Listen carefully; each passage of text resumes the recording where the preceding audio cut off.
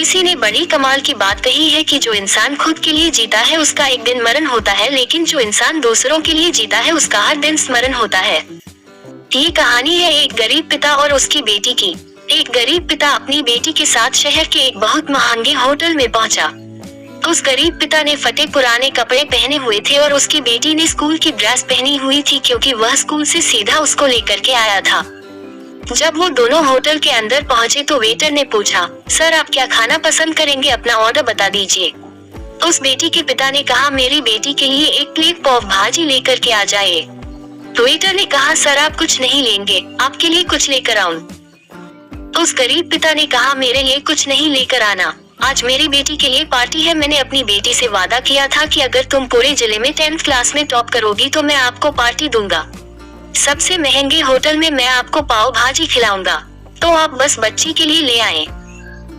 ये बात जब वेटर ने सुनी तो वो दौड़ते हुए अपने होटल के मैनेजर के पास पहुंचा और मैनेजर से कहा, सर मेरी आपसे एक छोटी सी दरखास्त है, आप मेरी सैलरी में से पैसे काट लेना, लेकिन आज मैं चाहता हूँ जो बच्ची उस टेबल पर बैठी है अपने पिता के साथ, उसके पिता को भी एक प्लेट पाव भाजी खिलाई जाए। उस बच्ची ने पूरे जिले में किया है, सर वो गरीब पिता है, ज्यादा पैसे नहीं होंगे इसलिए कह रहे हैं कि सिर्फ बच्ची के लिए ले आओ। तो सर मैं चाहता हूँ कि मेरी तरफ से उन्हें भी पाव भाजी खिलाई जाए। होटल के मालिक ने जब ये बात सुनी तो कहने लगा, अरे क्या बात कर रहे हो छोटी सी, तुम उसके पिता के लिए भी पाव भाजी लेकर जाओ और उस लड़की के लिए भी, पैसे मत लेना, 3-4 प्लेट पाव भाजी पैक भी करा कर ले जाओ और 2-3 किलो मिठाई के डिब्बे भी साथ ले जाओ और उनसे कहना कि यह पार्टी जो है होटल की तरफ से है, हमारी बेटी ने पूरे जिले में टॉप किया है। उनसे कहना कि पूरे मोहल्ले में मिठाई बांटिए और जश्न मनाइए, चिंता मत कीजिए। जब ये बात होटल के मालिक ने कही तो वेटर खुश हो गया। उसने कहा, क्या बात है, कितने अच्छे मालिक की यहाँ मैं नौकरी कर रहा हूँ।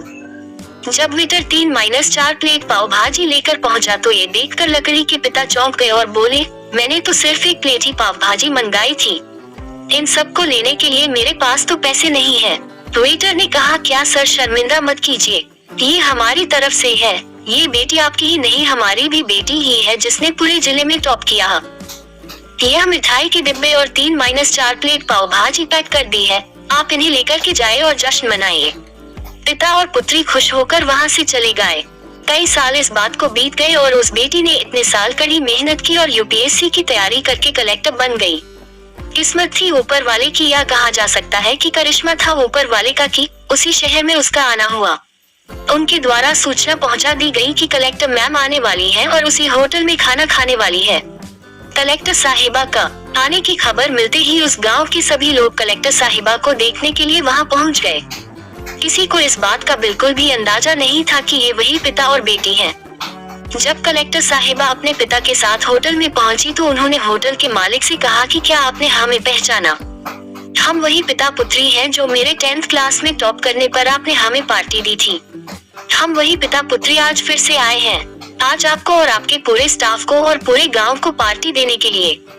आपने उस दिन गरीबी का साथ दिया, गरीबी का सम्मान किया। आपने उस दिन जो हमें पार्टी दी उसने मुझे बताया कि मुझे कितनी और ऊंचाई तक पहुंचना है और मुझे मेरी मंजिल तक पहुंचना है। आपने मुझे एक नई प्रेरणा दी थी और मैं आज उसी प्रेरणा का एहसान चुकाने आई हूँ। कलेक्टर मैडम अपने मन की बात कहती जा रही थी और उनकी आंखों से आंसू बहते जा रहे थे। होटल का मालिक और वेटर दोनों हाथ जोड़कर खड़े थे और कह रहे थे, क्या बात है, ऊपर वाले का आशीर्वाद है। छोटी सी कहानी है लेकिन सिखाती है कि कभी भी किसी गरीब का मजाक मत उड़ाना और हो सके तो उसकी मदद करना, और अगर मदद ना कर सको तो मजाक मत उड़ाना, क्योंकि वो सब देख रहा है, बनना है तो उसकी नजर में अच्छा बनिए।